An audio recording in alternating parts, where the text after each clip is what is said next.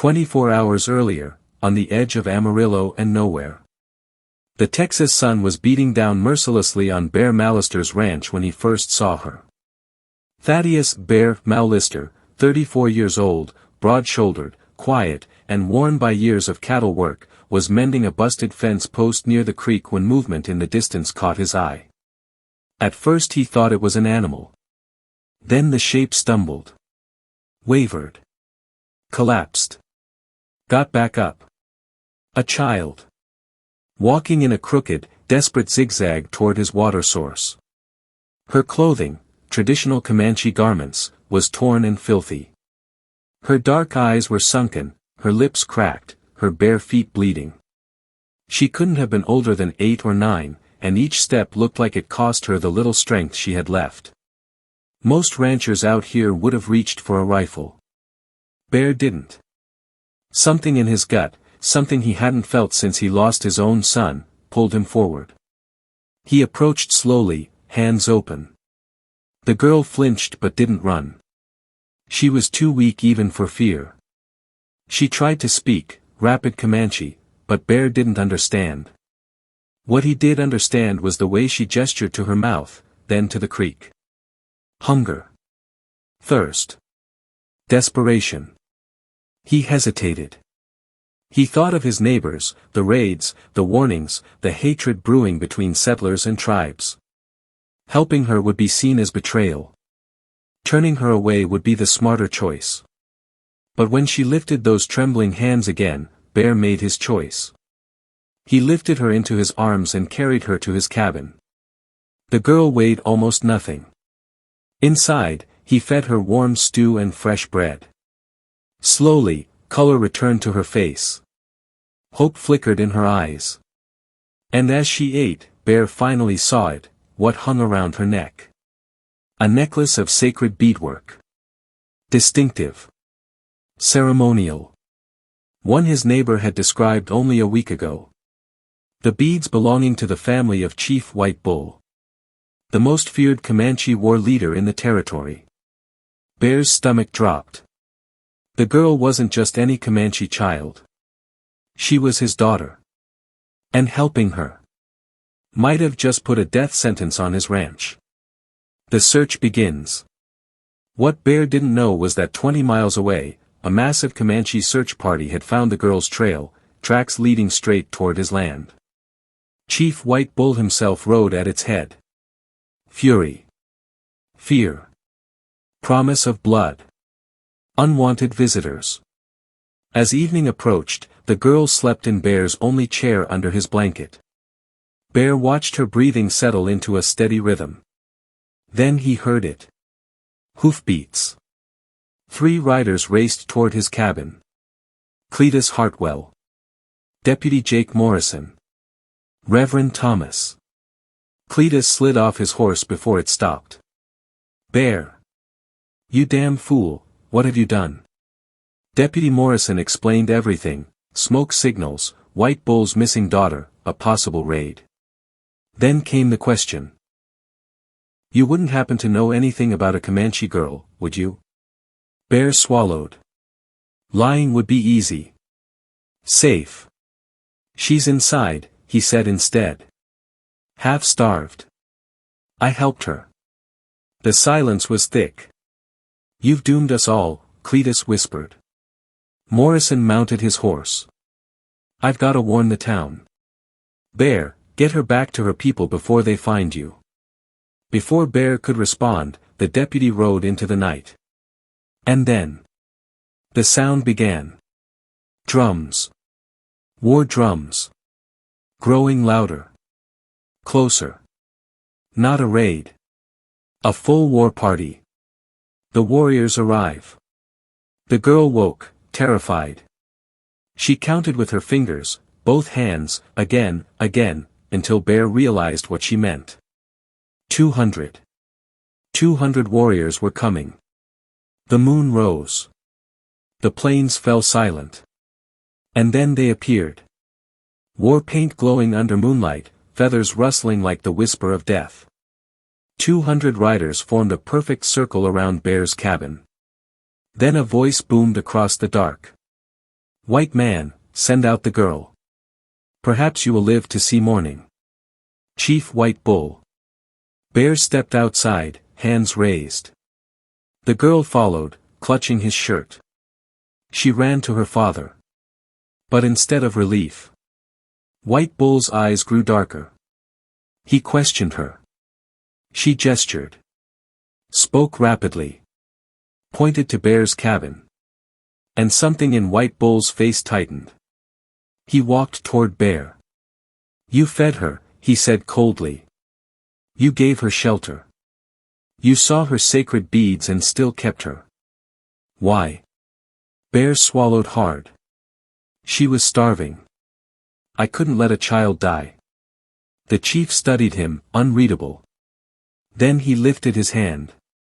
200 bows drew in unison. 200 arrows aimed at Bear's heart. You will prove your words, White Bull said. Or you will die where you stand. Bear reached into his pocket and revealed a torn piece of the girl's dress, caught on his fence post. Proof. White Bull hesitated. The girl pulled her father toward the cabin. Inside, she showed the food, the chair, the blanket.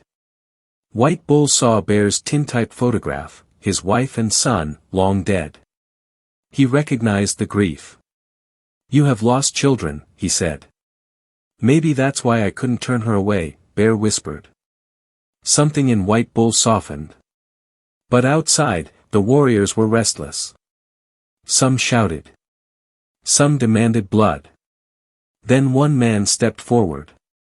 Broken Arrow. A fierce warrior, scarred, furious, loyal to no compromise. He pointed his lance at Bear and shouted a challenge that sent the entire tribe into chaos. Broken Arrow's shout ripped through the night like a battle cry. The Comanche ranks shifted instantly, some warriors lifting their lances beside him, others tightening formations around Chief White Bull. What had begun as a rescue mission was turning into something far more dangerous. A challenge for leadership. A challenge for blood. A challenge centered on Bear. The girl clung to Bear's shirt, trembling. White Bull's jaw tightened. A chief could not appear weak, not in front of 200 warriors trained from birth to follow strength. Broken Arrow barked again in Comanche, pointing fiercely at Bear, then at the girl, then drawing his thumb across his throat. Bear didn't understand the language, but the message was clear as daylight. Broken Arrow wanted Bear dead. Immediately. White Bull raised a hand for silence, but his warriors were already shouting over one another. Some demanded vengeance. Others defended the chief's judgment. The disciplined circle around Bear's ranch was beginning to unravel. If White Bull didn't act soon, he would lose the respect of his people. And Bear would die in the chaos. The chief speaks. White Bull stepped forward, planting his spear firmly into the dirt. The entire camp fell silent. His voice carried the weight of command. Broken Arrow, this man fed my daughter. You would kill him for that? Broken Arrow spat into the dirt and replied in fiery Comanche. Every sentence like flint striking steel. The girl interrupted, tugging at her father's sleeve, shaking her head violently. But Broken Arrow shoved her words aside with a gesture of contempt. Then he shouted a single sentence that made the warriors erupt in applause. White Bull's expression hardened. Bear whispered, "What did he say?" White Bull answered quietly, "He says a white man touching the daughter of the chief is an insult that must be answered with blood. He says kindness means nothing, only honor." Bear swallowed. Honor. Even kindness couldn't defeat that word. White Bull stepped closer. His voice dropped low. My people are angry. They are afraid. When fear rules a camp, blood follows. Bear looked out across the sea of warriors, faces hard, painted, waiting for a command. What do I have to do? He asked. White Bull studied him for a long moment. Then he said, "There is only one way to prove to my people that you did not steal her, that you are not a coward, that you are not a threat." Bear took a slow breath. "Tell me." White Bull raised his spear, pointing it at the open land beyond the ranch. You must stand against Broken Arrow. In single combat. Bear felt the world tilt. I'm not a warrior, Bear whispered. That is why it will work, White Bull replied. If you fight with courage, my people will see your heart. If Broken Arrow kills you, they will say justice has been done. If you survive, they will say the Great Spirit has judged you innocent. Bear stared at the ground. Fight a legendary Comanche warrior, known for brutality, speed, and merciless skill. With what? A rancher's muscles. A lifetime of grief. White Bull leaned in, his voice soft. You saved my daughter. I cannot spare you from this trial, but I can guide it. What do you mean? I will forbid weapons of war, White Bull said. No knives. No tomahawks. No bows. Only what a man can do with his hands. Bear's heart pounded. Broken Arrow was built like a tree trunk, fast and vicious. A lifetime of training. A lifetime of battle. And Bear? He was a rancher with 2 good fists and a heart full of sorrow.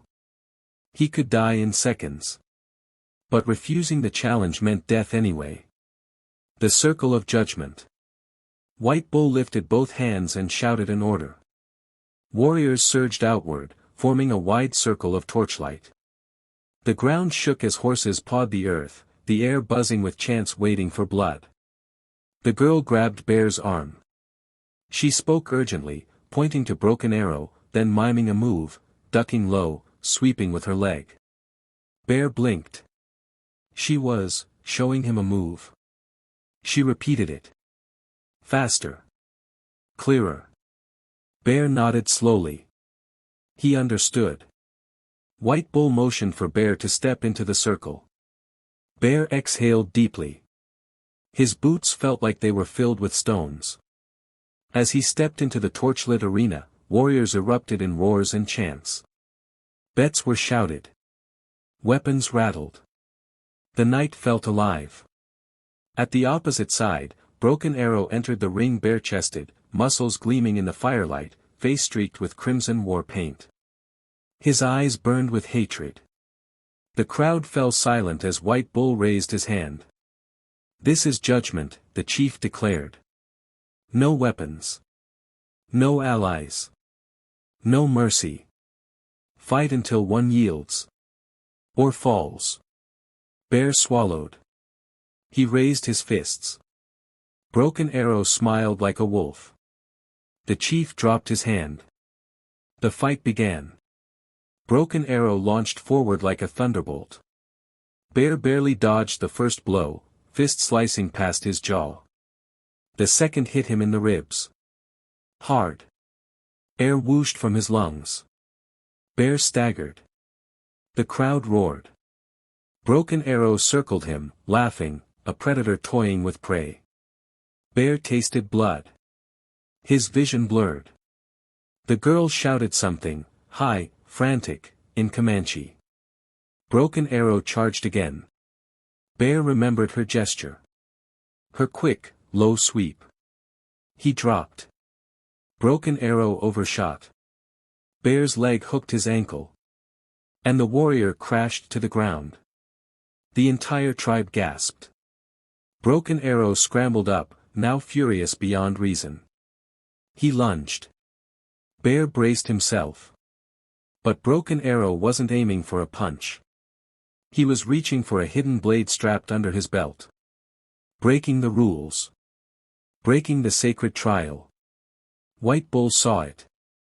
His eyes went wide. Warriors erupted in shouts. Broken Arrow drew the blade. Bear saw death in the moonlight.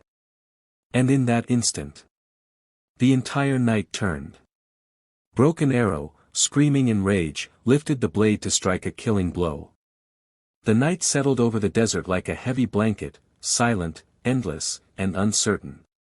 Louis sat beside the dying fire, watching the orange glow flicker across the faces of 2 people who were once his enemies, and now something far more complicated.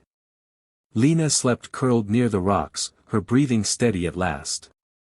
And beside her, with a posture alert but no longer hostile, sat her father, Chief Nahele. The same man whose warriors had hunted Luis. The same man Luis had saved hours earlier. The silence between them was thick, but not violent, only full of questions neither had yet dared to ask.